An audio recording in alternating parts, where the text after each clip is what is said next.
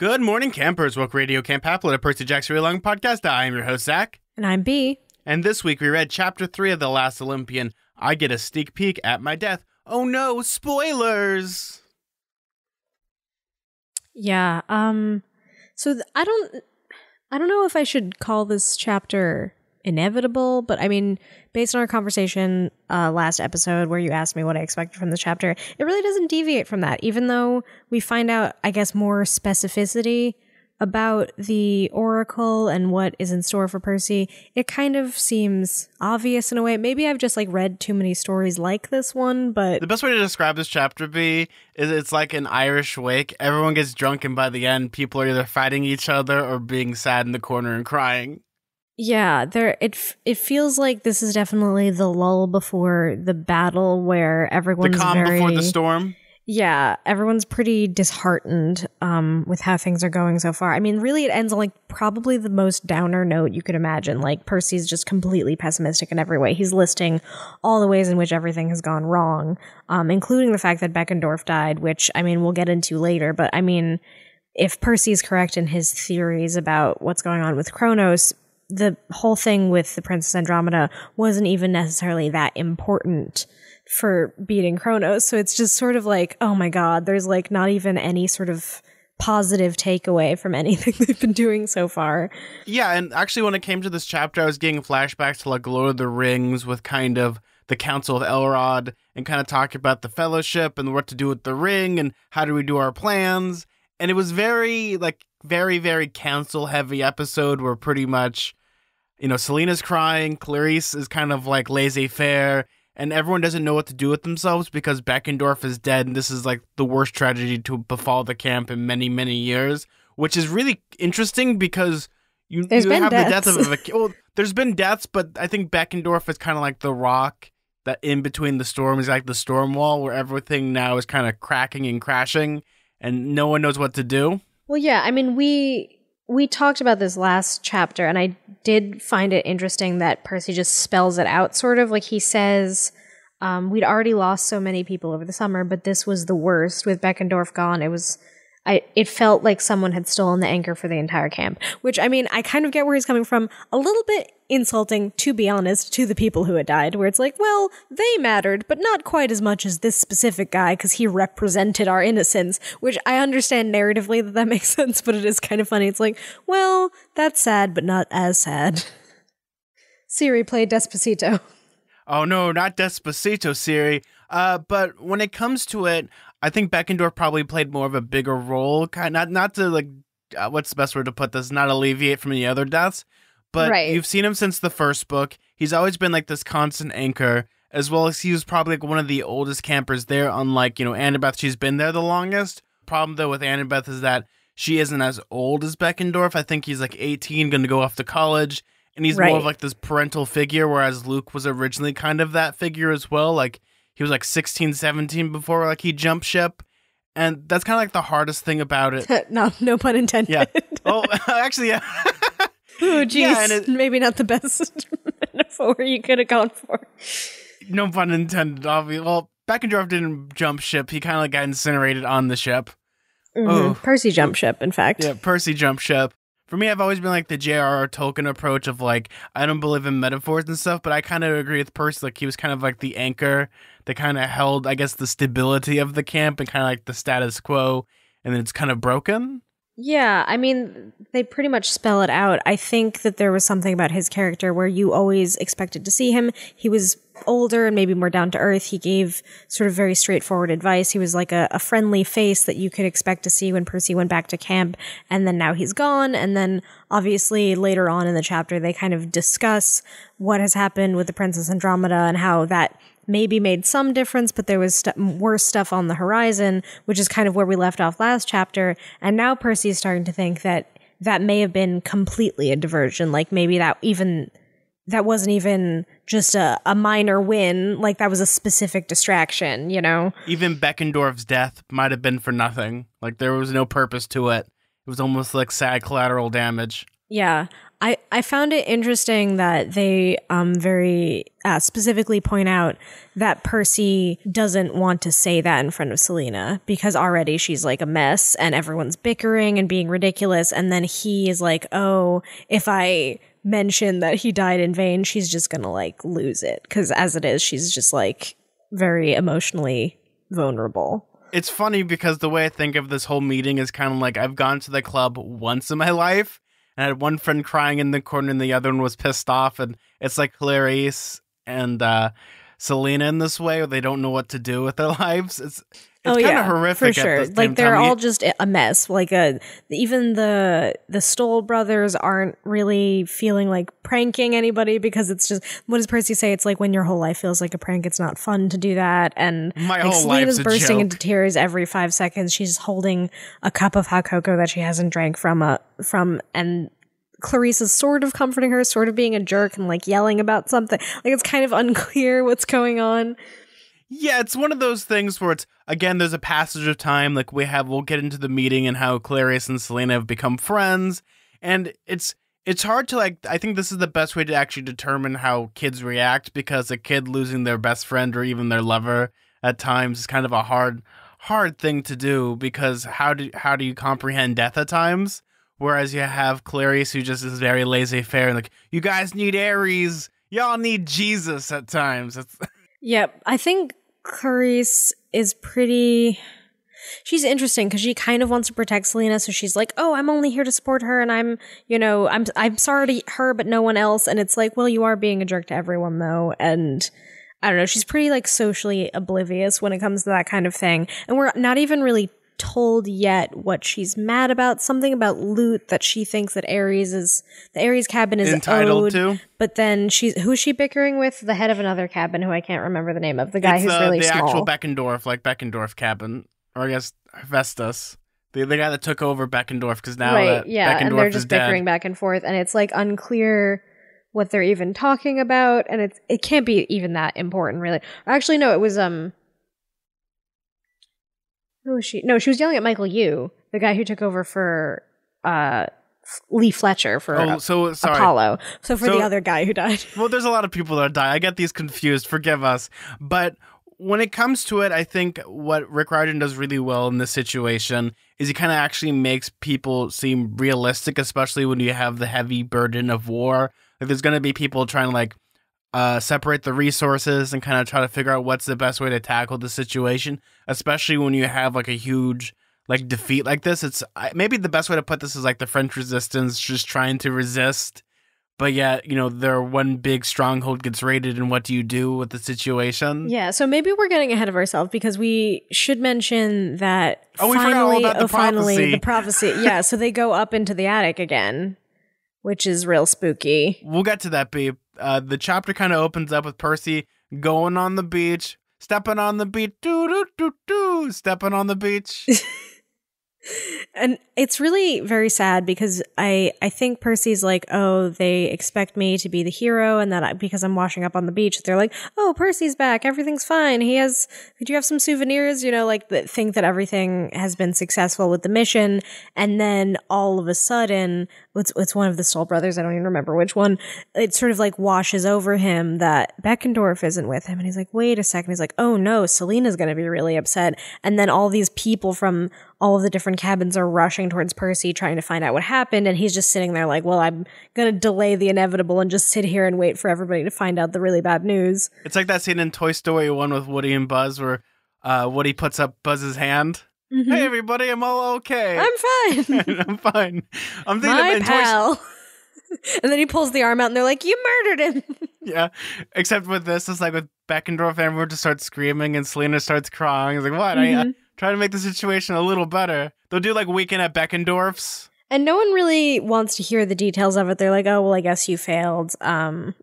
So goodbye. No one ever wants to be the bearer of bad news. I think that's kind of the thing. Like if you tell them that your best friend or someone that you love has died, that's something that's like the realization just happens. Like I wouldn't want to hear that. Like if I found out that someone that I was close to is dead, I'd rather not hear the news until much later on because you get the Selena effect, but yeah, also well, it's they like, hear the news, but they don't want to hear the details. Well, except for Chiron and Annabeth, I guess. They linger around. well, that's because Annabeth is like, yeah, let's hear all the bloody details, where Chiron's like, I'm really interested in this.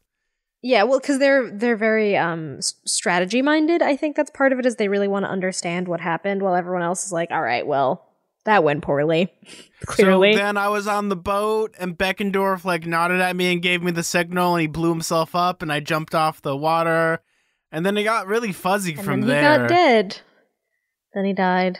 And then Annabeth would be like very like analytical about it. Well, you see, he would have been vaporized. And did you know the human body can withstand this much heat before it starts to get vaporized? That's exactly what she would say, probably. And she's not helping the situation at all as like Selena like passes out from fainting. Someone give her she's got the vapors. You got to give her the ambrosia smelling salts. The smelling salts.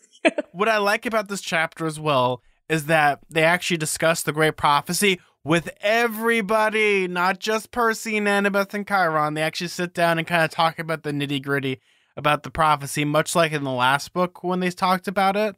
Well, yeah, but first they need to get the oracle, which is interesting because, so we've seen this delivered in a couple ways. Usually it's like a spooky mummy talking.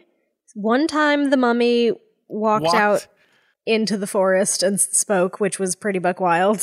I like what they talked about with this. Is like, yeah, we've seen it walk out into the field before. That was in Titan's Curse. For the Great Prophecy, I was expecting it to like tap dance or something. Yeah, and instead it's just like a scroll around her neck.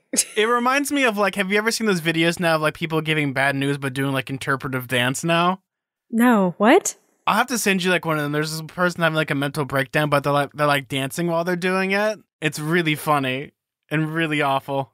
That just makes me think of the guy in Australia who got fired and then he hired a clown to come with him when he got fired. That sounds like something that Percy Jackson should have done. He should have brought a clown with him.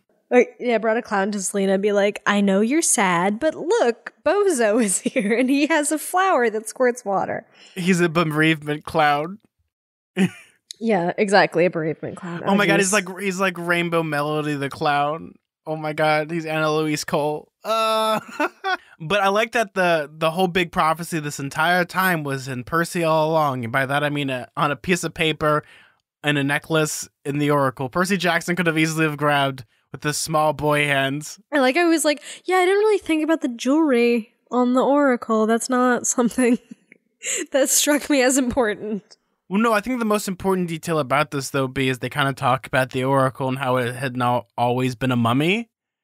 It had once been a beautiful girl.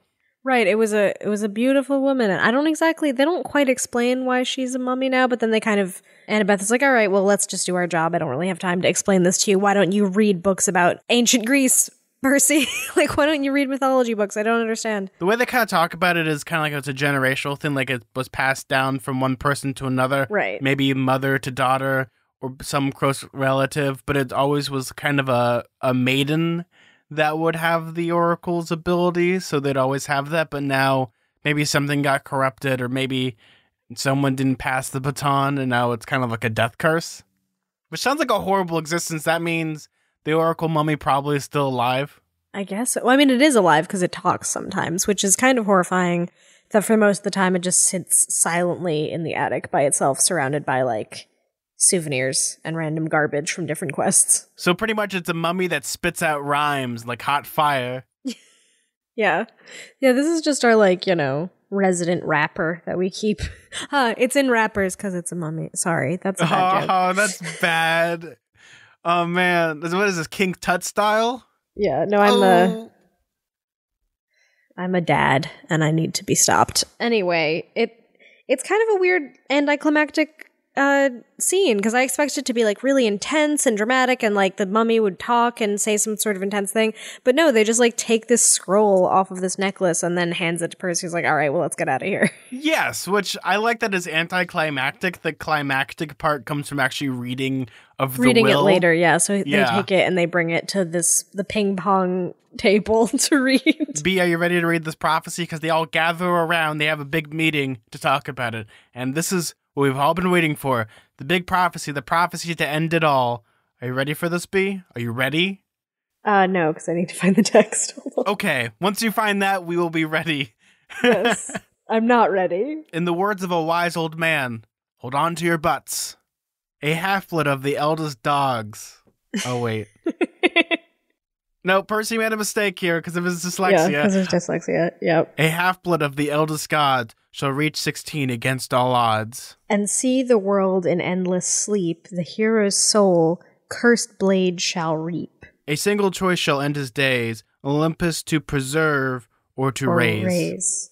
Yeah, which raise is R-A-Z-E, which is important because it's not raise as in like raise up, it's raise as in R-A-Z-E, meaning to like destroy, basically, to completely obliterate. Okay, so we have to break this down to the nitty-gritty, right, B? I guess we do. I mean, that's the thing about prophecies is we don't know if they're literal or not. Sometimes it's like a metaphor or something. So we'll go to this line for line. B, what is the eldest dog? Oh, wait, I'm sorry. The eldest god. Well, it would be Miss O'Leary, because she's a good girl. What of the eldest gods? I mean, is the eldest gods is, I guess, like the big three, right? A half-blood of the eldest god shall reach 16 against all odds. So that's Percy. Yes. Well, the big three are the eldest gods. You have Poseidon, Zeus, and Hades. Yeah, and so I guess technically Nico could count towards this? No, he can't. No, because he's already older than 16? No, he's younger than 16 if you're going by, like, Lotus Casino standards. Right. So, but what would happen if he reached 16? Well, then the prophecy might fall into his parameters, but he's not 16. Right. But I'm saying it could still happen, possibly. Well, in theory, yes, if Percy Jackson isn't the person. In theory. We think it's Percy. Anyway, regardless, it's probably Percy. Well, no, here's the thing, though. Here's the line that says, against all odds. Percy Jackson, against all odds, has survived to the age of 16. I mean, that's like every demigod, though, technically. It's because a lot of them don't survive for a long time. But you have to think about the situations Percy Jackson has been in compared to other demigods. In every book, he's pretty much survived every odd against him. Yeah, I mean, a lot of big three kids, though, have had major threats to their lives. I mean, one of them died, so 2 of them died, technically, including Talia. Well, technically yes, and technically no. Because if we break down all 3 of them, the only people currently that fit into the parameters would be Thalia and Percy. Because guess what? Thalia's 1 day to 16. But she'll never age. But she'll never age. She'll never pass that 16 Talia will mark. never age. Percy can age. And so can Nico, technically. Yeah, it's not going to be like rapid aging. No, there's no such thing as like rapid aging once you get into Lotus Casino. But does it have a time limit, though? What do you mean, specifically? I'm saying there's nothing here that says that the prophecy has to happen within a specific parameter, so it could be that Nico turns 16 and then the prophecy falls to him. Well, yeah, so as long as they reach the age of 16 or 16 as a magic number. So it could happen if he turns 16, which it's still on the table. It's not on the table for Bianca, obviously. She's dead. It's going to be like all those memes for like MCRs, like when you find out that they're going to have a reunion tour and shows an old man with like emo hair. Yeah, that's what is going to happen when he turns 16. For some reason, 16-year-olds are ancient in this scenario. What's up, my dudes? Okay, so let's go to the next line. And see the world in endless sleep. The hero's soul cursed blade shall reap. Yeah, so endless sleep sure sounds like death. That's what Percy thinks, but I think it might be something else. What could it possibly be? Because on top of like a bomb like nap, I don't know what else it could be. I mean, we're dealing with gods that have different control over like different abilities, like Kronos is the god of time, that kind of thing. So I could see a scenario where people are just cast in a state of sleep where they're not actually dead, but they're not quite alive too. Like there's sort of a situation that I can see where it might not necessarily be literally death.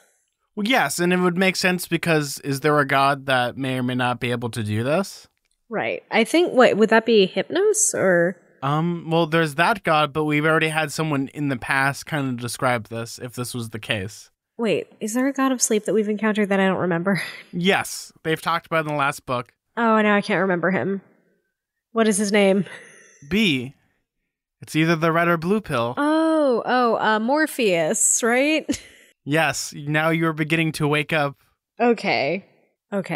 That makes sense. Yeah, I could see that be like the sort of ace in the hole, because they also have been talking about, that there's worse to come and everything. So that could be like their secret plan is, they're, again, we're going to get into like the whole thing with the Titans and how they have like this giant, and there's other sort of plans that the Titans have, but it could be that all along they're going to cast everyone into a sleep. So what you're telling me, B, is that all the demigods are going to be impervious because of all the ADHD? No, we're not tired. Or they'll have a cup of coffee and it'll make them tired. Oh, yeah, no, that's just me. I just remember, hey, B, I'm kind of tired. Can you give me a cup of coffee? Okay, so then we have the Hero Soul Cursed Blade shall reap. That doesn't sound so great. Just on the face. It's probably the Scythe? I'm thinking the Scythe. For some reason, Percy jumps to Riptide. I don't think it's Riptide. That doesn't make any sense to me, personally. Yes, and also there's other curses throughout the series, if you remember way back in the first book. What happened with Percy and Ares? What? With Percy and Ares? Yeah, with Percy and Ares. More specifically, I don't know. What do you mean? Their fight on the beach. What happened? He got shot at by a gun? I don't. No. Remember what Ares said to Percy? He would put a curse on him. Oh, wow. Talk about the long haul, huh? I don't remember that. It's been a while. Well, yeah, remember kind of like Ares put on almost like a death curse on the Vaguely. Percy? But I guess I just always felt like it was just sort of like when a villain does a speech when he loses, where like, I would have gotten away with it too, but I guess he did put a curse on him, like a real one. But here's the difference though, B. How many people can actually make that actually happen? Yeah, he can because he's a god, right? I could see that. Yeah, probably the Scythe. I'm thinking the Scythe because Kronos has a scythe that can pull souls. I'm just I'll leave this be. This is gonna be your research, is to look back and specifically what the curse pertains. Okay, I'm gonna do that. We'll see what he says. I genuinely don't remember. It's been a minute since I read the book. People are screaming right now. I know. Okay. Listen, all right. I've only read the book once. It was like many a year moons ago. More than a year ago? I don't even remember. Almost 2 years, yeah. Yeah. Though, if this is right or this is wrong, I cannot tell you. Okay. I think it's the Scythe. Probably the Scythe. Well, yeah, because also Reap, like the Reaper. Yeah, Reaper, yeah. It's definitely the Scythe. That's the only one that makes sense. I don't know why it would be Riptide. I don't know why Percy assumes that. That doesn't make sense to me. Well, especially with specifically like the characteristics of the Scythe. What does it do specifically? I mean, it pulls souls out. Like, that's what it does. It, like, severs your soul from your body or something, right? Is that what someone says that at some point. Well, yeah, no, that's what it does, because when Percy Jackson gets hit by the scythe, he just feels like his essence. Right, he feels like his essence is draining, yeah. Oh no, my awesomeness is flowing out of my body. I'm a loser now. A single choice shall end his days. End his days. That doesn't sound great. Okay, so B, what type of choices has Percy Jackson has had to make in this book so far? So we kind of already knew that he had like a big choice to make. We've known about that part of the prophecy for a while. I mean, I don't know. He was talking about how it might be deciding whether or not to help his dad, but I don't think that's it. Other than that, I think the choice would have to be helping or following the plan with Nico, because he's been hemming and hawing about that choice for a while now. Well, yeah, and that seems like a single choice, but will that end his days? Yeah, I don't know. Well, I don't know what the choice is, and he's also hidden it from everybody, so, and then he promised Nico he wouldn't mention it, so I have no idea. And I can't tell you what it is because I've been forbidden. You've been forbidden by the gods. If only Brad Pitt knew. On his days, Olympus to preserve or raise. Which is interesting that they use the word raise instead of destroy. I guess because it rhymes, but regardless, yeah. Do you think like Rick Riordan had like a spelling dictionary? Oh man, oh snap. So either Olympus is going to be saved or it's going to be completely destroyed. And I think it's based on the decision that Percy makes. And his soul is going to be reaped from his body. There's a lot going on. I don't really know how to parse this exactly. Well, here's the thing though, is that we don't know what it is until it's too late. But B, I'm gonna throw something into the air. What would Percy Jackson do if he knew about this in book 2? Like this entire prophecy, this big thing. Do you think it probably would have helped him or hurted him? I don't know. I mean, I don't think it's all that new information. There's been kind of hints at a lot of this already, don't you think? Like, they've talked about how he has a big decision to make, that he might die, that, like, the sort of fate of Olympus lies in the hands of, you know, a member of the Big Three turning 16. Like, there's sort of been hints at what this said before we found out specifically what it said. So I don't know if he would have done much different if he had known. You know what I'm saying? Yeah, it's one of those where he either would get too cocky or maybe he would be too afraid to do it because the way that Annabeth talks about it. Well, yeah, too afraid because it specifically says that he's going to die, or at least that his days will end, which I don't really know what that could mean other than die. But again, we've read Harry Potter. We've all read things like this where just because he quote unquote dies doesn't necessarily mean he's going to permanently die. Yeah, he could pretty much like Jesus is going to wake up after 3 days. Yeah, exactly. There might be some sort of Aslan situation that happens. So I'm not totally married to the idea that he's gonna die and stay dead. B, didn't you know if Luke killed me on the magical MacGuffin slab and I was innocent, I'd come right back to life? That stupid idiot. I don't know. It might be some sort of sacrifice like that where he doesn't literally die or something. Or, I mean, there's like a lot of like interpretation, which has been the case with a lot of these oracle prophecies where the language is intentionally opaque, where it's not quite transparent, like what they're trying to say. Like, okay, maybe it just straight up says, oh, he's gonna die, his soul is gonna be severed from his body, that might save Olympus, or Olympus might be destroyed. But there's like a lot of wiggle room even within these sentences that seem really obvious and straightforward, especially when it says like end his days. There's other things that people can do. Well, no, it doesn't say dead, and there's other things like look at Thalia. Technically, she doesn't age anymore. Wait a second. End his days. I mean, Kronos is like the god of time, so that could just like alter his perception of time. Is that considered ending his days? Because like, does that mean that he lives in eternal night? Like, there's like a lot of like ways you cannot exist within the time frame of days, and then you're not technically dead. Do you know what I'm saying? Like, there's a lot, especially with magic. Like, I don't necessarily think it's literal. So what you're telling me, B, is do you think this is going to be like Avengers Endgame, where they go back in the past? I mean, they could be. Like, literally anything can happen. That's the thing about all of these gods have all sorts of different powers, so Percy Jackson's going to go back and put Luke in an evil baby orphanage. Got it. Yes, evil baby orphanage. That's how you do it. That's how you get it right when he's early, young, when he's like an evil baby with a sword. For some reason, he has a Scarby, but also he has like the like very like Richard like blonde hair. Like he just has like that cut. He's like a full head of hair, but he's a baby. He's got a full head of hair, but he's also in like a baby suit. Yeah. Horrifying, terrifying. I hate it. All right. Yes. The thing is, though, Luke is already a baby. There, I said it. Oh man, shots fired. He's a whiny baby and I don't like him. Oh man. Fight me, Stans. I've thrown down the gauntlet. B, you've disturbed the fandom. There's like a rumbling sound. It's too late, B. I can't save you. I don't care. I'm already out as a total hater of Luke in every capacity. I know we're gonna get emails and people will be like, it's fine, he can redeem. I don't care. Don't save your breath. I don't want your emails about this. Save your sympathy. I don't care. Yeah, no, he could literally do anything and I'd still hate him. He saves a bunch of kids out of an orphanage. It's burning. He's like, I'm a good guy now. Nope. Can't save him.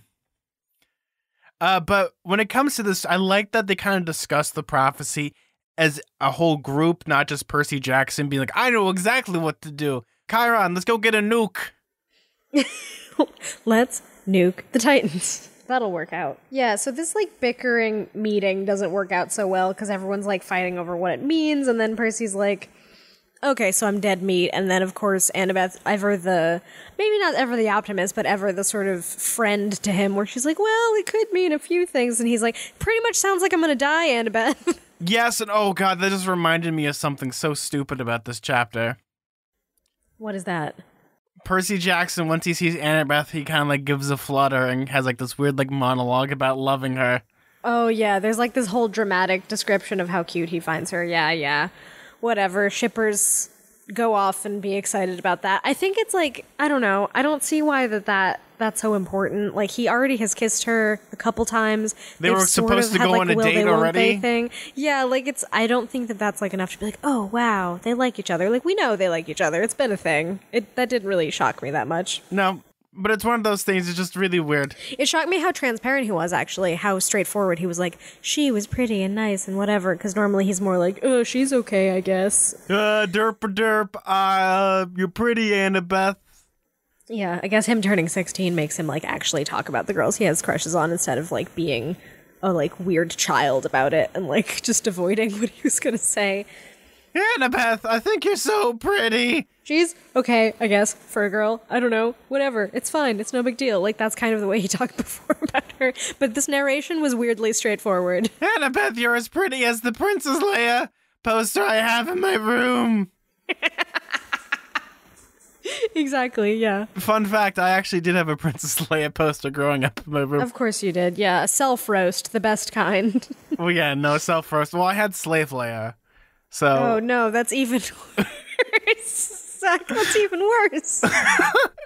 Hey, what can I say? Even though she wasn't my favorite version of Carrie Fisher, Empire Strikes Back... The most basic nerd thing you could ever have.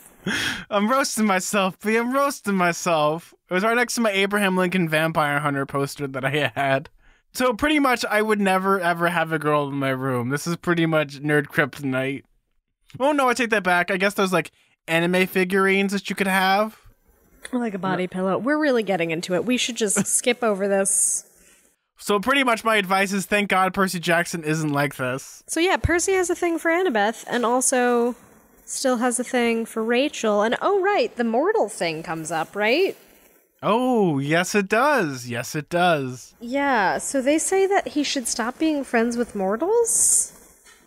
Which, I don't really get why they say that. Did they really explain, or did I just, like, miss that? Not necessarily. I think it's one of those things that's like your opinion of the world should be with your demigod family, not with the likes of mortals, because we're in a big situation kind of where we have to like deal with this. We have to deal with the Titans. We have to deal with the gods. We have to deal with all these things. Like Dionysus isn't even there. He's helped fighting the gods because, as we find out, Percy Jackson did what we call in the trade an oopsie daisy and accidentally woke up a Titan god at Mount St. Helens. Yeah, Typhon. So that's bad. It's where we get the word typhoon from.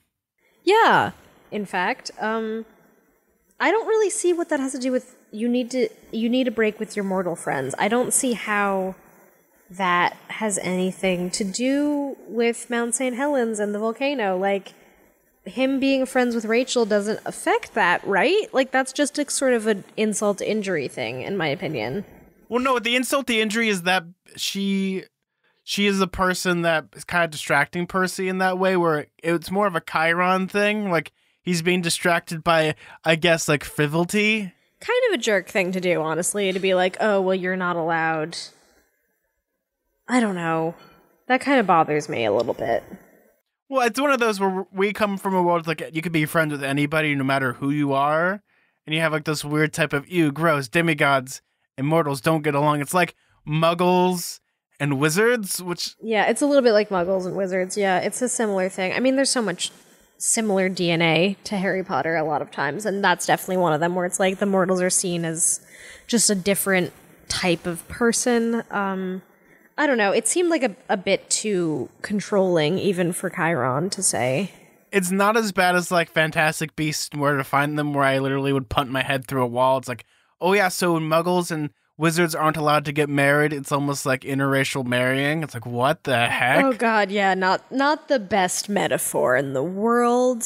But J.K. Rowling isn't known for her sensitive metaphors. She's in fact known for saying things like, wow, lycanthropy sure is like AIDS, but don't think too hard about that metaphor because then it gets homophobic and terrible. Because, yeah, let's not think about her metaphors. Let's think about Rick Riordan's metaphors, which are a little bit less offensive. No, we're not going to talk about it like that, but what I'm trying to say here, though, B, is like, this is very standard in, like, the mythology, like, the monomyth of, like, someone tells you to do nothing or tells you have to stay away from the forbidden fruit.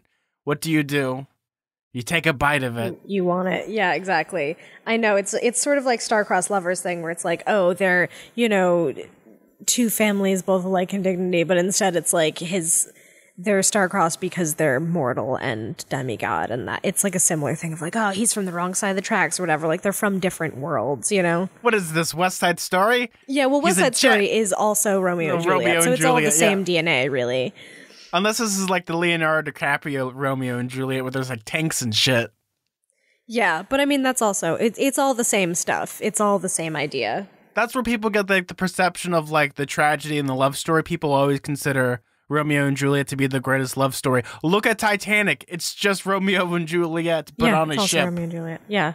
A lot of love stories are like that. So it's similar, him and Rachel, for sure. I think that they're just from different backgrounds and they're kind of being torn apart. It seems a little bit like arbitrary narrative-wise, like, oh yeah, let's like add this other conflict and you can't spend time with Rachel, and it just like it seems kind of silly to like draw that line like, oh, you can't be distracted by Rachel. Like, I don't know, because they say you're mortal friends, but they mean Rachel, right? That's the only mortal friend he has right now, so it seems specific and kind of cruel. Yeah, and it's one of those dumb things that happens where obviously it's something that will probably get some type of reconciliation, or maybe it's like one of those things of, have we known Percy Jackson to follow the rules about anything?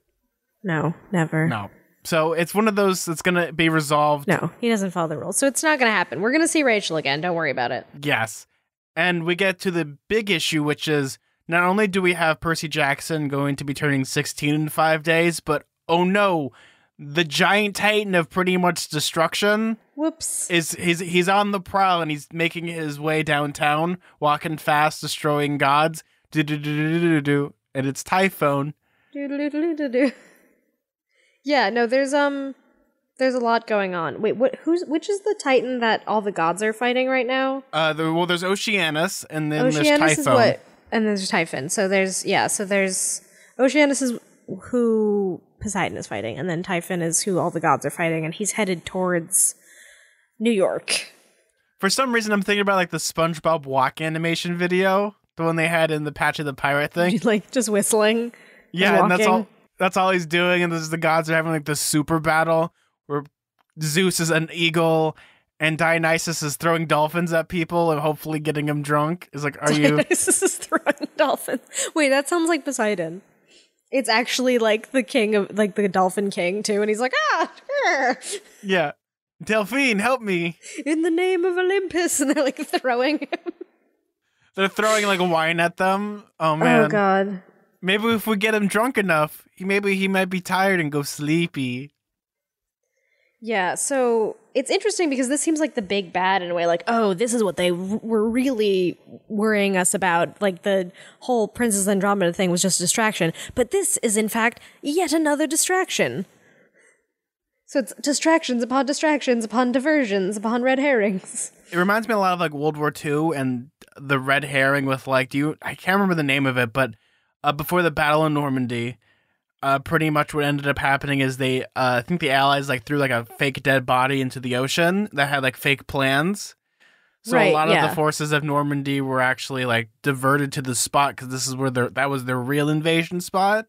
I can't remember. Someone give me the thing about this, but there's things like that where... Yeah, I've heard of this too, for sure. There's like sort of like this counterintelligence thing of like feeding people the wrong information. I do want to say the thing about Typhon that Percy says, which really cracked me up, was I was seriously hoping Chiron would say something good, like, no, that's our huge friend Leroy. He's going to help us.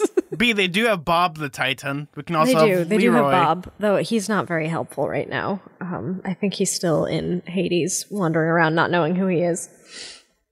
Yep, but he's good old Bob. Though, I like the way that this is, because Percy Jackson actually comes up with something smart, and is like, wait a second, this might not be the plan, because you're diverting the gods, all the most powerful beings, away from the central power. Yeah. Which seems like a very convenient thing in leaving New York as itself open for an attack. Because you don't need a lot of people for an attack. Are those the gods, I said? Yes, Percy, Chiron said. They have been fighting him for days now, trying to slow him down, but Typhon is marching toward forward toward New York, toward Olympus. I let that sink in. How long till he gets here? Unless the gods can stop him, perhaps 5 days. Most of the Olympians are there, except your father, who has his own war. But then who's guarding Olympus? Connor Stoll shook his head. If Typhon gets to New York, it won't matter who's guarding Olympus. I thought about Kronos' words on the ship. I would love to see the terror in your eyes when you realize how I will destroy Olympus.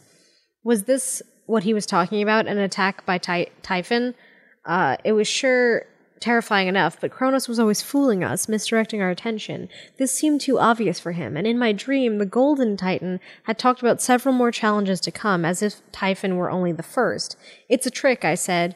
We have to warn the gods. Something else is going to happen. Chiron looked at me gravely. Something worse than Typhon? I hope not. We have to defend Olympus, I insisted. Kronos has another attack planned. He did, Travis Stoll reminded me, but you sunk his ship. Everyone was looking at me. They wanted some good news. They wanted to believe that at least I'd given them a little bit of hope. I glanced at Annabeth.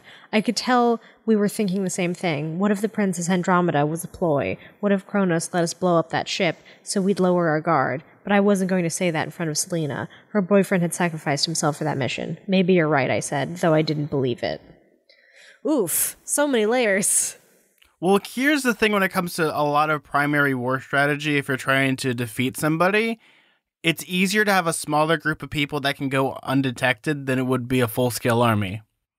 Simple, like, art of war stuff. Yeah, so meanwhile, they're, like, distracting them with this giant Titan, and they're distracting them with this boat. Well, actually, there's probably some other SWAT team of people that are headed towards Olympus, which is completely left unguarded because they're being distracted by other things. And remember what Percy Jackson did say at the beginning of this chapter? He noticed that the camp had gotten smaller over the year. Yeah. He's talked about people have died, people have left, people might have joined Luke's side. Yeah, though they don't like to think about that. It's not looking great. The ending of this chapter is like pretty, how do I say this, pessimistic? Well, I think it's more melancholy. I think that's a better word because pessimistic means that they've already lost.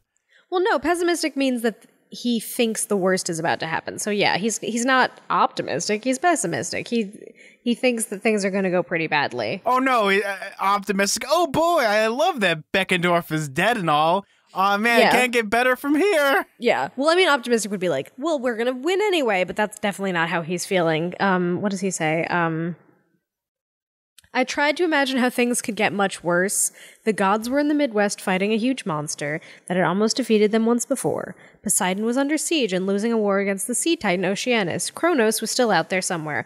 Olympus was virtually undefended. The demigods of Camp Half-Blood were on our own with a spy in our midst. Oh, right, I forgot about the spy. Oh, and according to the ancient prophecy, I was going to die when I turned 16, which happened to be in 5 days, the exact same time Typhon was supposed to hit New York. I almost forgot that. It's like, pretty bad. Pretty much all of the bad things. There's not really one optimistic good thing going on. Even their quote-unquote half success of the Princess Andromeda kind of feels for naught right now. I guess the only good thing, the good silver lining is that Percy Jackson gets to see Annabeth again. Yay. Yeah, that's about it. But he can't see Rachel, I guess, because she's a mortal distraction or something. Pretty much everything about this is terrible, though. The most terrible thing, though, is that there's a spy in their midst. Bum, bum, bum. Right, so everyone's sort of accusing each other about that.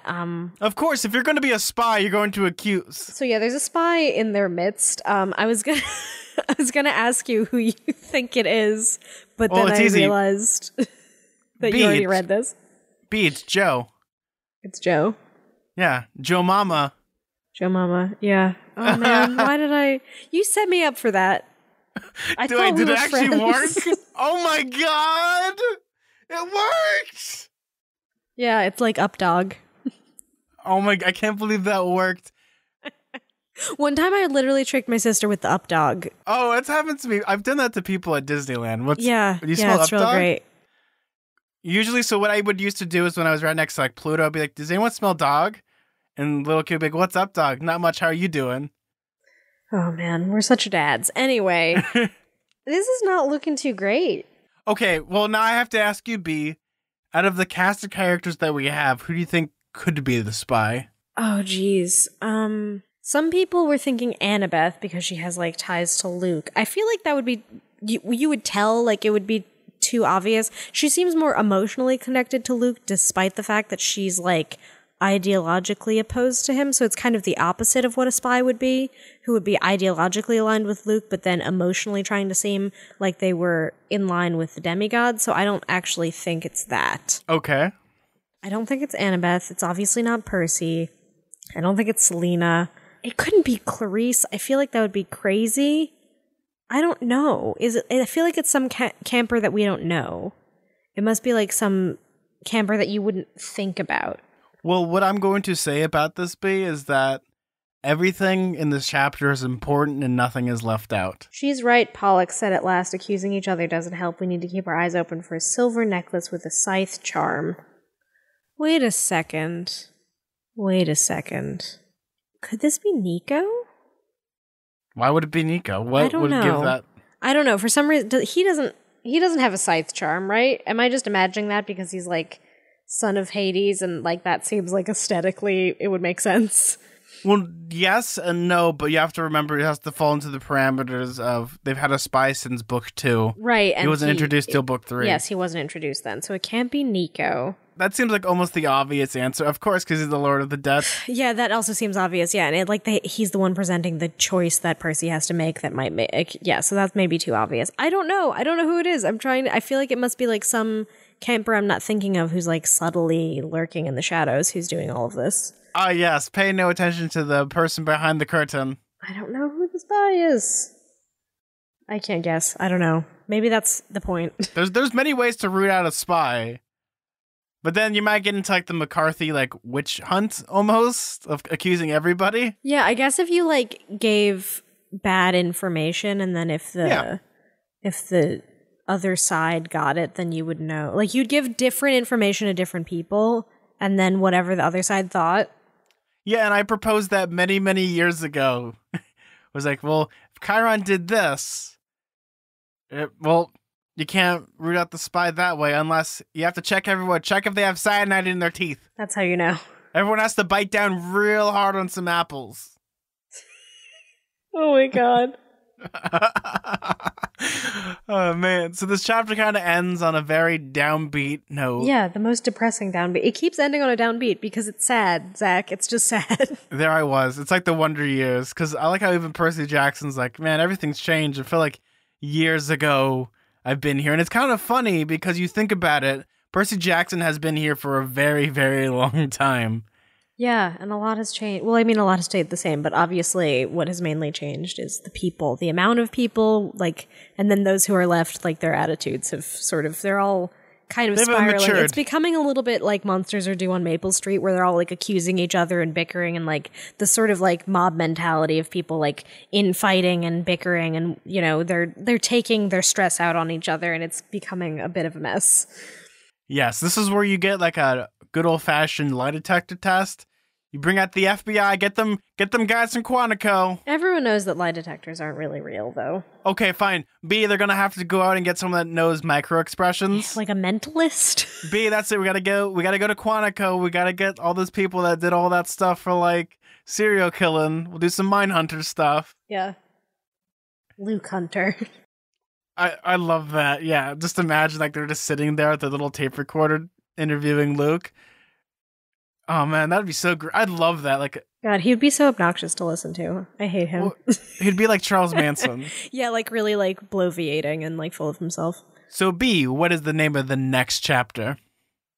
Chapter 4 is We Burn a Metal Shroud. Oh, so that's probably Beckendorf, huh? Because the shrouds get burned in honor of the dead, and Beckendorf died, and he did welding and stuff, so they burn a metal shroud probably in his honor, so it's going to be like a really sad chapter dwelling on his death and talking about that, so that's going to be upsetting. Can this book get any more depressing? Yeah, no, each chapter is sadder than the last, truly. It just keeps getting more and more sad. It's like, okay, first Percy, like, is hanging out with Rachel, and then he gets whisked into war, and they're like, all right, well, it's time now, we have to do our secret special plan where we blow up a ship, and oh no, Beckendorf died. Then he's down in the ocean with his dad and with Tyson, and he's finding out that things are terrible, and his dad looks like 1 billion years old, and there's like a giant water god attacking the ocean, and then he rises up through the ocean, and then he ends up at Camp Half-Blood, and everyone's bummed out, and he's like, hey, Beckendorf died, and now they have to have Beckendorf's funeral. It's literally just a gut punch after gut punch. This is starting to become like a melodrama almost, where Percy Jackson's going to pick up a phone and call his mom, and Percy's mom is going to be like, Percy, I'm pregnant, and Poseidon's the father. Dun, dun, dun. Also, Paul has cancer now. This is getting more depressing. Yes, and also the kid that I'm having is already born and is turning 16 tomorrow. We don't know how it happened, but... Oh my god, this is scary, B. You're turning this into a horror movie. Right? It's horrifying. The kid... No, it's actually Paul calls up, so... Yeah, so the kid bursts out of Sally like a chest burster. Sally's chest like an alien, yeah. Paul's like, have you ever seen that movie Aliens? Oh no. This is terrible. Yeah, this is just getting kind of depressing. I feel like I expected it to be dark, but it's just like, even compared to the last book, just the tone, there is kind of like no relenting from this endless sad stuff happening. There hasn't been really a lot of humor, just like little bits and pieces in like Percy's like narration, but for the most part it's just been like so pessimistic. It's something to actually talk about here, is how you have like the last book of any series, and this goes for a lot of them. His Dark Materials, Harry Potter, Birds of Terabithia is just all sad. I'm sorry about that, everybody. Yeah, no, the whole thing is sad. Yeah. Talk about a gut punch though. Well, yes, you do. That's where we got to destroy all the trees and make a bridge. Oh, geez. And we're going to make Dakota Fanning pay for it. I wasn't ready for that joke. Okay, continue. But you get like other things like Lord of the Rings and Return of the King. I still got the giggles about that. But You have things where it's like the last part of a story is usually the darkest. That is like at the end of every hero's journey, they face sacrifice, death, destruction, and sometimes they have to make the ultimate sacrifice. It doesn't matter what series you have. Usually the last book is usually the most depressing. It either ends on a high note or a low note. Look at frickin' His Dark Materials. The Amber Spyglass is so depressing. It hurts my soul. Yeah, I mean, again, this is like the pattern of these types of stories. You know, it starts off in a kind of more innocent place, and as it goes on, as the story escalates, things get darker and people start to die and innocence is lost. So, but that goes with any story that has, I always call it sword and sorcery, or anything that's magical, or anything that involves like an interpersonal conflict. Usually the conclusion, it's like you have your rising act. Actually, it's like a movie. You have your 3-act structure. You get introduced to the characters. That's first act. Second act is they're kind of being tried and tested. And by the end of the second act, this is just comedy formula. They either have like a problem where they split off.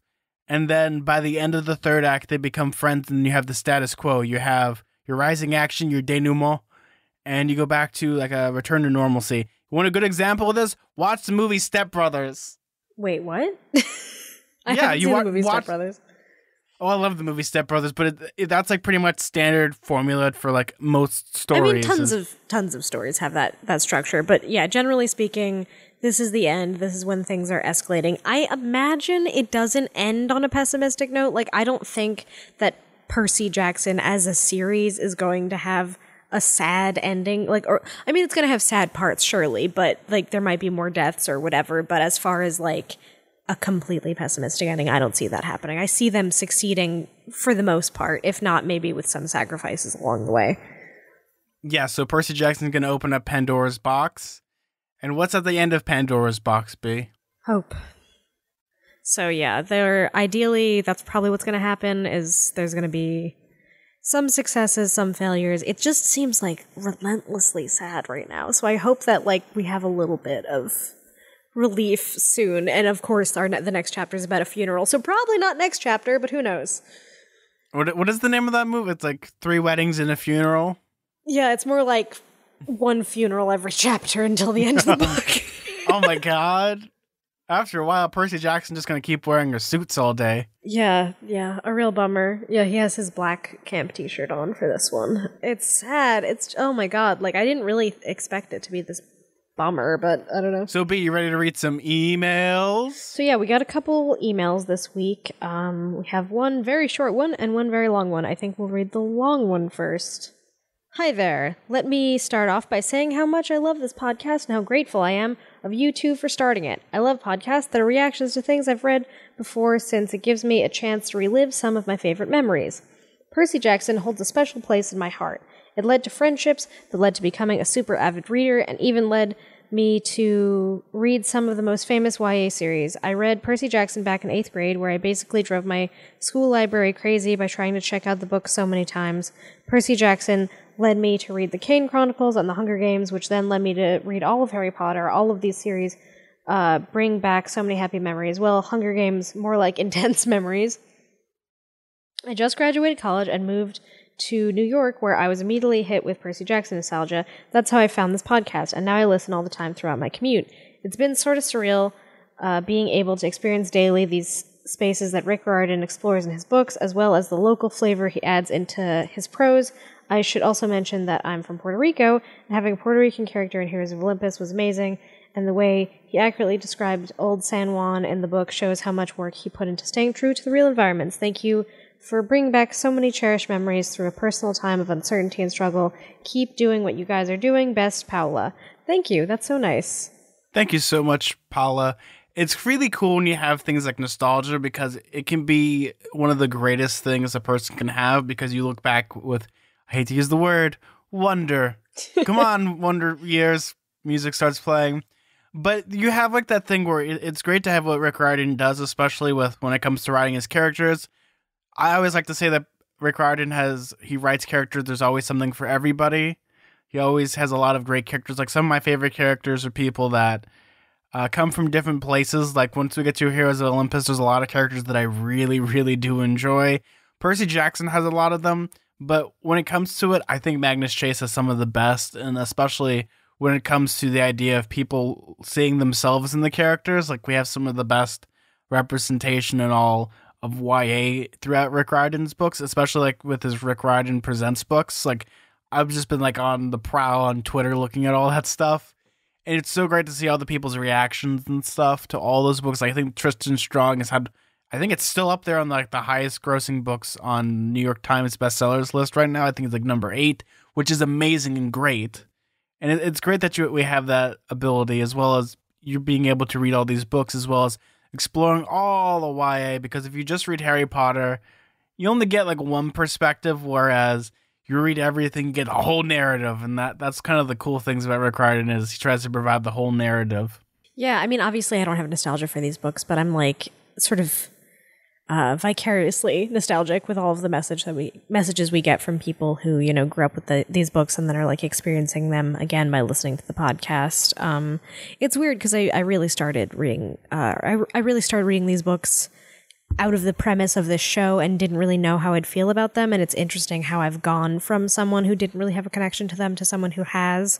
I'm really glad that you like the show, because that's like, I think maybe the most important to me, that, you know, people who are like longtime fans of these books appreciate what we're doing. And I hope I'm, you know, doing justice to these books. I don't exactly always know what I'm talking about, because I'm as new to them as I could be without, you know, getting spoiled too much. Occasionally I'll see something here and there online, but I try very hard to completely avoid any kind of extraneous information about it until I read it. So, yeah, I'm just really grateful that you guys seem to like it. That's the great thing about it with our show, is that there's some people that get like annoyed with us about like how like we're just, some people we don't get it and stuff, but that's kind of like the beauty of our show, is how many times you get to actually capture someone's genuine reaction to a chapter. Yeah, no, exactly. It's like my first time reading it, so I truly don't know. And a lot of times I sound dumb because I don't know what I'm talking about, but hopefully it's, you know, it's a sincere expression of how I'm feeling. It's okay to feel dumb at times, because eventually we'll get the answers. And I think I love Percy Jackson from the bottom of my heart. I'll always love it. And reading these books, I had the moment, like I said before, like the Ratatouille moment. Like, you eat the ratatouille and you, like, go back to, like, your dumpy apartment reading it. Like, I remember the first time I read them, we lived in a house that we didn't have a kitchen table, and I remember eating all my meals and reading Percy Jackson on a washing machine. That's such a specific memory. Yeah, I mean, I obviously have very close to the heart memories about reading other book series, so I kind of understand that feeling, even if it's not about this series. But I'm really happy that you're listening and that you enjoy the show. You want a really good example of that? Just listen to Unfortunate Associates. You'll have the exact juxtaposition. Yeah, exactly. Then you can hear me actually be like a longtime fan of something and actually know what I'm talking about. Yeah, it's fun for me because I have to try to figure out clever ways of sprinkling in information without sprinkling in information. Yeah, you mess with me is what you really mean, but you do a good job with it. Well, that's a polite way of saying yes. So we got an email from Nora. Hi, I love the podcast and everything Rick Riordan has written. Okay, that's a lie. I really hate his guides to the world of Percy Jackson. It feels like a long summary of the series. I'm really glad you guys are doing this. My main problems with the show are, 1, sometimes one of you two will speak not into the microphone. It brings down the quality. 2, if you know you aren't going to update, you let your listeners know. I keep worrying that you went to the underworld. Sorry if it feels like I'm asking too much, but I really want you guys to stay amazing. Another thing is I really think at some point you should read Percy Jackson's Greek Gods / Heroes. It's a hilarious mythology book told by Percy Jackson himself. B, you thought the gods were messed up before, starts laughing instantly. Last thing I know, you guys are going to hate me, but for this, can you at least please review the second Percy Jackson movie? I kind of want you to experience the horror. We almost watched it when you visited. Yes, I did, but then I was like, no. It was like, no, I'm on vacation. I don't want to do that. Well, we're Percy Jackson dad. That's going to sound like a weird thing, but we had just come back from like the musical or the day afterwards. We were just trying to recover. Yeah, we were done. We're like, enough Percy Jackson for now. We'll eventually get to it, but I feel like that should just be something special. Like you got to save it for something special. Yeah, like when I'm dead. Side note, after reading The Lightning Thief, we watched the movie. The next 20 minutes after seeing it, I was muttering things like, her hair should be blonde, and why are the pearls? Anyways, sorry about the long email, and I don't think I've ever written an email before. Wow, that's the first time for everybody. Wait, an email to anybody before or to us? I don't think I've ever written an email before.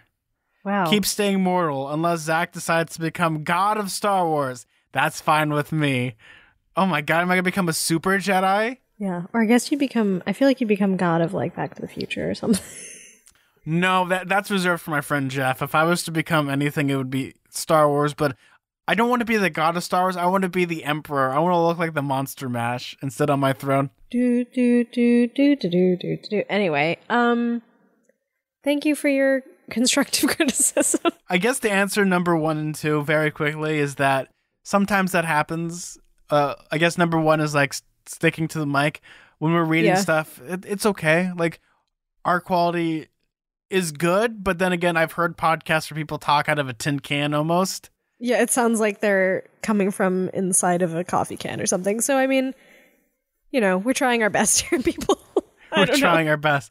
And number 2, we do update. I put it on Twitter all the time when we're not recording. Yeah, you should follow us on Twitter if you want like updates about when we post. Usually it's weekly. If we're going to miss a week, we'll probably post on social media about it. So, and sometimes we record these episodes a week or 2 in advance, so we don't know what's going to happen. Yeah.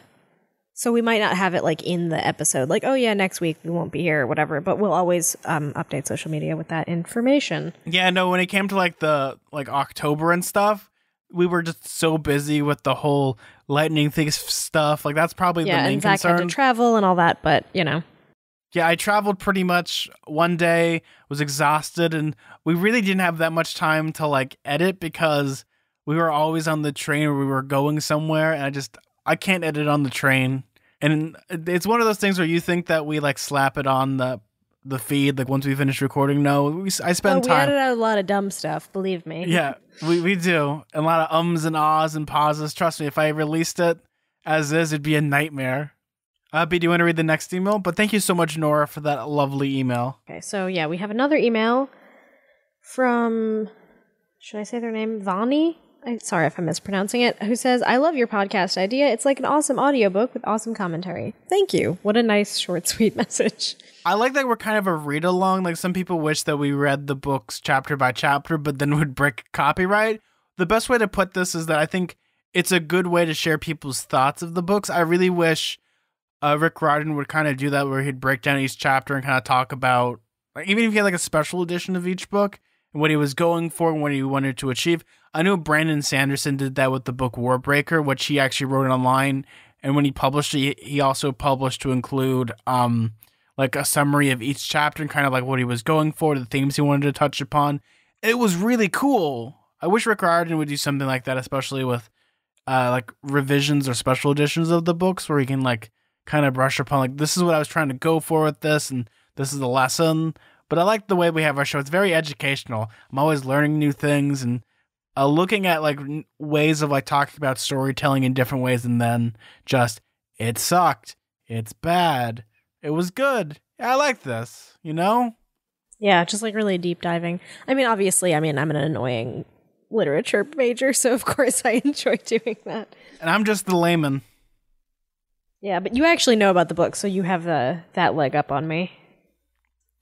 So we did get one more email, and this one's a long one. B mistook it for Ulysses for a second, so... Yeah, no, it's a tome of an email. So we're going to read it. I'm excited to read this because I think I read it once, and then I had to like put like a bookmark down. It's like getting up to Mount Everest. Like, eventually you need some oxygen. Never-ending story. Well, never-ending story actually ends. It's true. It does, eventually. Moonchild! Hi, Zack and B. I started listening to your podcast over a year ago, and honestly, I felt sure that it was going to end before I finally caught up to it. But alas, here it still is, and here I still am listening. Thank you so much for sticking with this. It takes a lot of perseverance to record every week. I'm 22 years old, and I've been a pretty enthusiastic Percy Jackson fan since the very first book. I usually read the PJO series. Is it read or read? I usually read the PJO series as once or twice a year, at least once during the summer. It's one of my favorite rituals. Anyway, I unabashedly fancy myself to be an expert of the PJA world, as well as a more than casual fan of mythology in general. I have an arts degree with a focus in ritual history. Wow.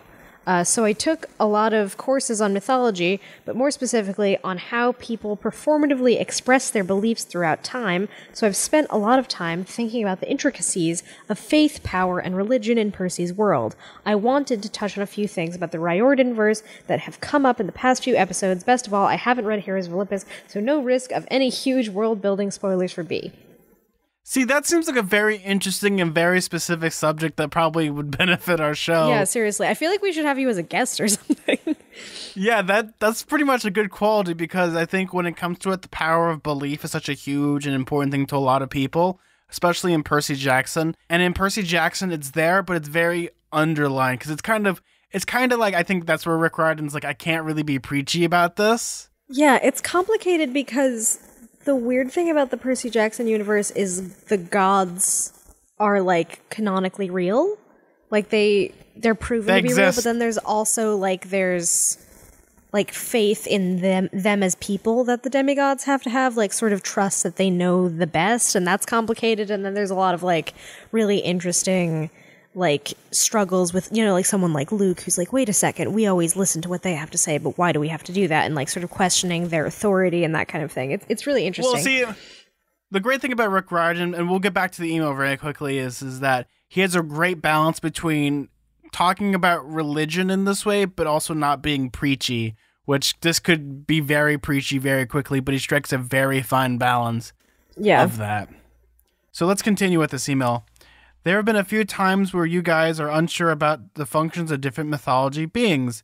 In Rick Riordan's world, there are gods, monsters, spirits, demigods, and mortals. There are a few departures from these. The gods are primordial beings like Gaia and Ornos, titans like Kronos and Prometheus, and the Olympians like Zeus and Artemis. The titans aren't usually referred to as gods because they aren't currently reigning, but they still made out of the same stuff, if that makes any sense. Different gods have vastly different power levels. For example, Zoe is technically a god in the sense that both her parents were gods. While the parents of Hesperides, Zoe, and her sisters are inconsistent throughout primary sources, one thing is pretty clear.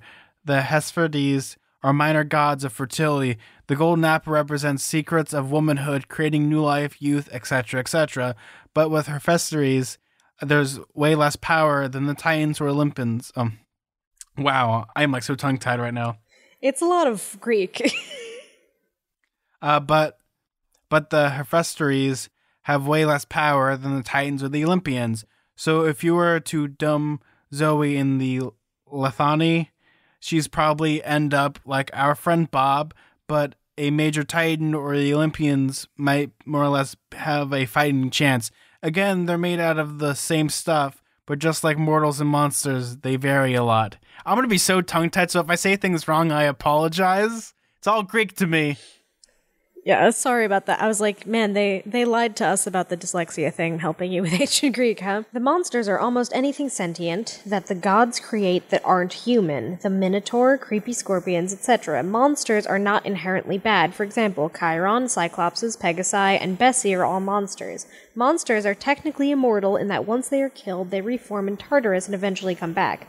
A tidbit you won't find explained in the books is that monster comes from a Latin word that basically just means a herald or messenger, usually supernatural. It's a morally neutral term, just like how the monsters function in PJO. That said, the word monster seems to have a touchy stigma in the Riordan verse, which is why Tyson or Chiron aren't usually referred to as monsters, but similar to the Titans being gods, they're made of the same stuff. Nature spirits are less defined in the Riordan verse, but this is where things like satyrs and dryads are. When separate them from monsters is that they turn into plants when they die instead of reforming. They are also often tied to specific plants, water systems, or areas in nature. The demigods are half god, half human. Since you guys have questioned how their powers work, I'll explain that as best I can here. Every time a half-blood uses their powers, it's direct intercession through their godly parent. This is why they don't usually have major abilities before they realize they're a half-blood, and why their powers are so unpredictable. Training is just as much about learning martial arts as it is about fostering a connection with one's godly parent. That's one of the reasons Talia is so nervous about her father not liking her. It has huge implications for her safety in times of need. It's also why in the first few books, Percy almost always prays before aquatic feats. Still, Percy prays for abilities outside of Poseidon's realm like archery. As demigods get more in touch with their godly parent, they don't need to spell it out quite as much. They pull from their spiritual connection, and the power erupts as a gift granted by their parent, even if their parent doesn't always know what's going on. If they favor the child in question, they will grant gifts. That said, there's also passive gifts and curses, like Percy's sense of nautical navigation, Annabeth assuming everything is a threat before proven otherwise. That's her battle strategy kicking in. Luke's perfect smile, and tons of other examples. For people out of favor with their parents like Luke, all they get is the passive stuff. Hermes isn't actively helping out Luke at all, and that's why no cool messenger magical things happen for him.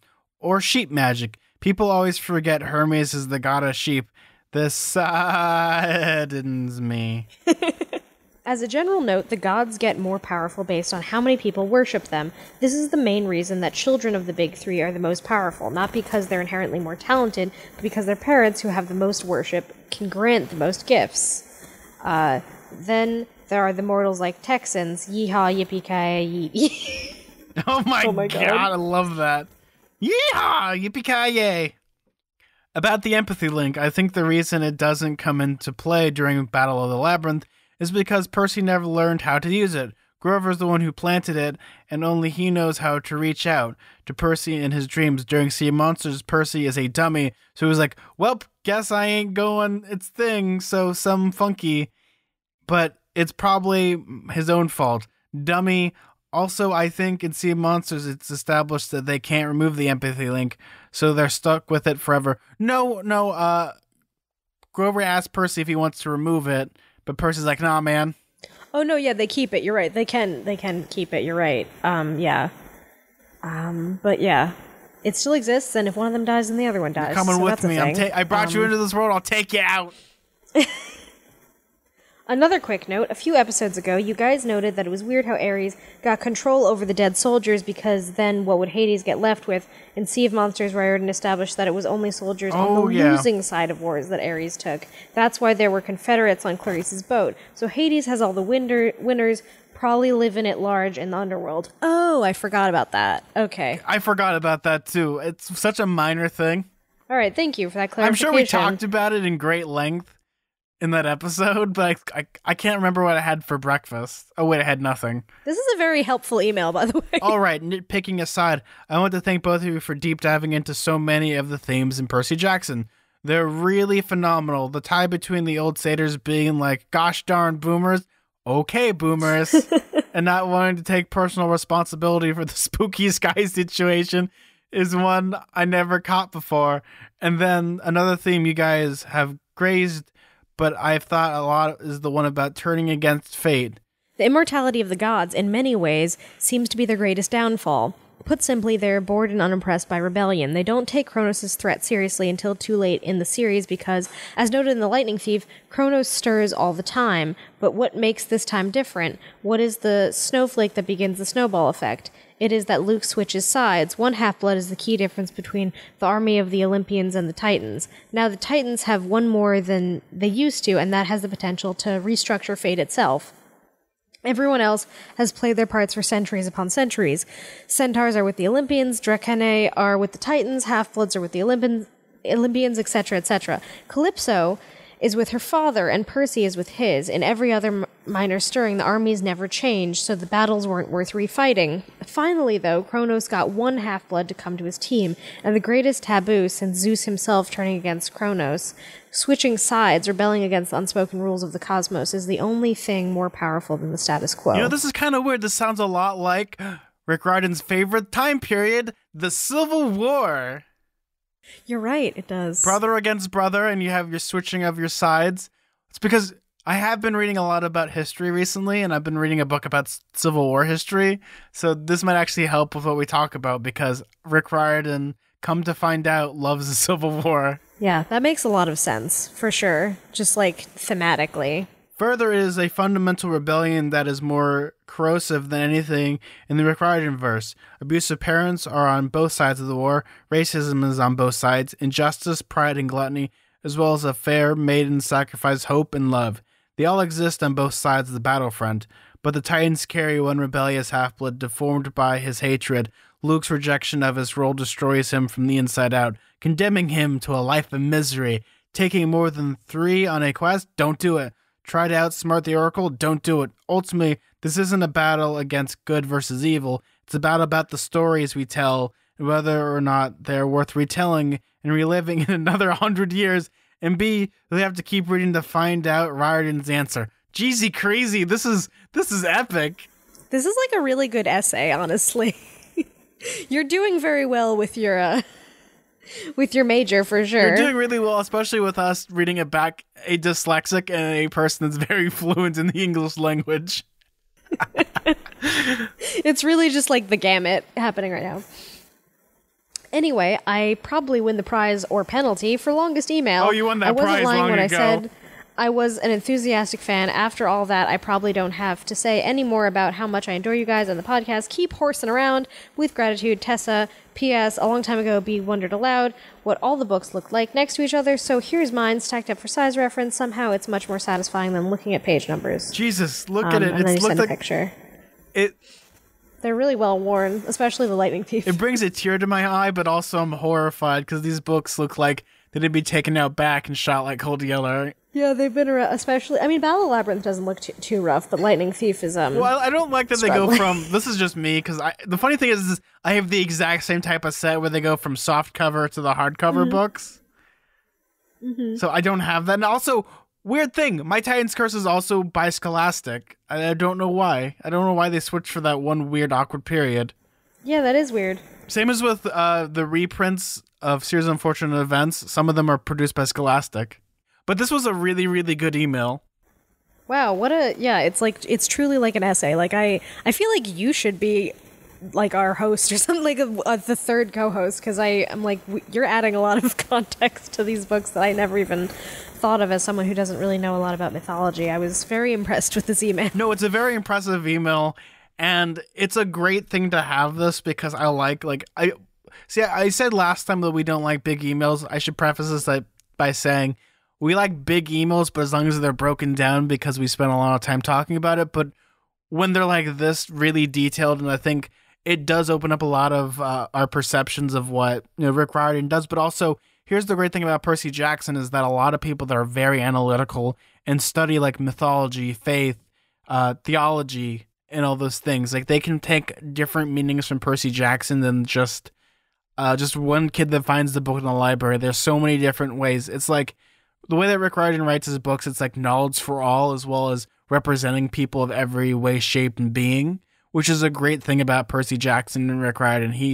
I think it's almost like a disservice that people try to compare him to J.K. Rowling because J.K. Rowling takes more from the monomyth than she takes from everything because Rick Riordan's all over the place. Yes, he uses the monomyth, but a lot of those stories were formed because of Greek mythology and taking that and adding a new spin to it. And that's the great thing about Rick Riordan is he takes a great spin and it's like almost some of it's hit, some of it's miss, but for the most part, he hits it right on the money almost every time he tries to accomplish something, which is very, very strong in a writer. And I love Rick Riordan for doing that, especially taking the time to actually write this beautiful email. Thank you so much. Yeah, that was like a really great email, though. I was like, oof, that's long, but it actually, every paragraph was really fascinating and actually elucidated a lot of questions I had without spoiling anything. You did a great job. Thank you. Yes, that's the most important thing. I was like afraid, like, what do we redact? What do we do? I'm like, oh, thank God I don't have to redact a single thing. Yippee-ki-yay. So, B, where can they find you? You can find me on Twitter and Instagram at bkellygorman, and you can find me on Tumblr at twinpoetry.tumblr.com. If you want to follow me personally on Twitter, you can follow me at Suda41. That's SUDA41. If you want to follow our show on Twitter, that's at halfblood_radio. If you want to email the show and send us any cool messages, you can email us at radiocamphalfblood@gmail.com. We have a Patreon/radiocamphalfblood, where you get episodes early, and you get some other bonus content that we're working on. We have t-shirts available at TeePublic, so go to www.teepublic.com/radiocamphalfblood for some cool merch. And this is really exciting.